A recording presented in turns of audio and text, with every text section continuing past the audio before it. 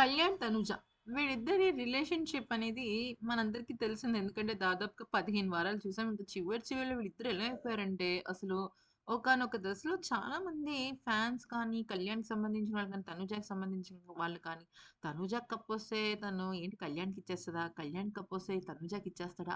ఆ రేంజ్‌లోకెళ్ళిపోయారు. ఎందుకనంటే ఇంక ఒకళ్ళ కోసం ఒకళ్ళు బ్రతుకుతున్నారన్నట్టుగానే వీళ్ళ పద్ధతి ఉందనమాట. అయితే ఇక విషయంలోకొచ్చినట్టయితే ఇక్కడ ఒక ఊహించని సంఘటన చోటు చేసుకుంది. మనందరం కూడా 'శివాజీ' గారి ఇంటర్వ్యూ కోసం వెయిట్ చేస్తుంటాం కదండీ! ఎందుకంటే 'శివాజీ' గారి ఇంటర్వ్యూ అంటే మనకి చాలా చాలా చాలా ఇష్టం. ఆయన జస్ట్ మనలాగే ప్రజలు ఎలా అయితే అడుగుతారో అలాగే అడుగుతారు కదా! సో, ఆయన ఏమన్నారంటే, "నువ్వు ఇంతలాగా ఇంత పైకి రావడానికి నువ్వు 'తనూజ' అంటున్నావు కదా! కానీ నేను నీకొక విషయం చెప్పనా?" అంటే, "చెప్పండి సార్" అన్నాడు. అయితే ఆయన ఏమని అడిగాడో చెప్పే ముందు నేనొక మాట చెప్తాను వినండి ఫ్రెండ్స్. కళ్యాణ్‌ది ఫస్ట్ వీక్ వదిలేస్తే సెకండ్ అండ్ థర్డ్ వీక్స్ అస్సలు తన గేమ్ బాలేదు. ఫోర్త్ వీక్ నుంచి చాలా బాగా ఆడటం మొదలుపెట్టాడు. ఆ గేమ్ ఏంటి అంటే మీకు గుర్తుందా? కళ్యాణ్, ఇమ్ము కలిసి ఒక టీమ్ అయ్యారు. Red team, green team, yellow team, blue team అని 4 టీమ్‌లు కట్టాయి. అయితే ఆ టీమ్స్‌కి సంబంధించి కళ్యాణ్ అండ్ ఇమ్ము అసలు ప్రాణం పెట్టి ఆడారనమాట. అయితే కరెక్ట్‌గా ఆ గేమ్‌కి ముందు ఏం జరిగిందో తెలుసా? వైల్డ్ కార్డ్ ఎంట్రీ ద్వారా దివ్య వచ్చి "నువ్వొక వరస్ట్ ప్లేయర్‌వి. నేను నీకెప్పుడు కూడా ఒక వరస్ట్ ప్లేయర్ అన్న ట్యాగ్ ఇస్తానని" చెప్పేసి కళ్యాణ్‌కి చెప్పింది.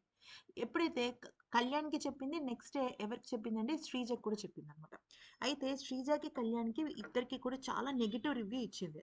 ఇస్తే శ్రీజ ఏమో తన మీద పర్సనల్ గ్రడ్జ్ పెట్టుకొని అరుపులు, కేకలు వేసేస్తే, కళ్యాణ్ మాత్రం దాన్ని చాలా చాలా పాజిటివ్‌గా, స్ట్రాంగ్‌గా తీసుకొని తనేం చేశాడంటే, మామూలుగా చేయలేదు. ఒక మాటలో చెప్పాలి అంటే, చాలా కష్టపడి ఆడి, ఆ వీక్, ఫిఫ్త్ వీక్ కూడా కష్టపడి ఆడి, తనేం చేశాడు, దివ్య ఉంటది. దివ్య చాతే మీకు గుర్తుందా?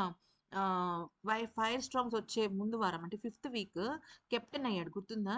అయితే అప్పుడు కెప్టెన్ అయినప్పుడు, కెప్టెన్ అయిన బ్యాడ్జ్‌ని దివ్య చేత పెట్టించుకున్నాడు.